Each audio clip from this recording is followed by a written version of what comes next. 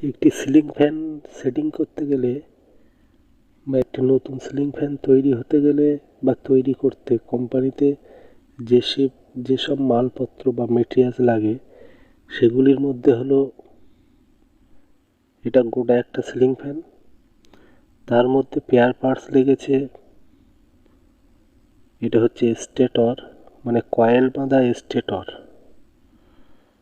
এটি হচ্ছে বেয়ারিং, মানে আপার বেয়ারিং, ডাউন বেয়ারিং।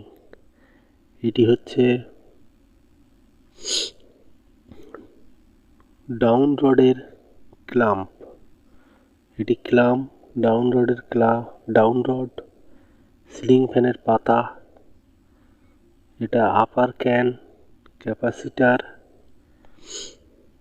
এবং তলার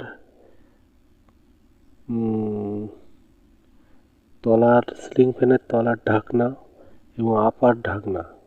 আর এটি আপার ক্যান, ডাউন ক্যান।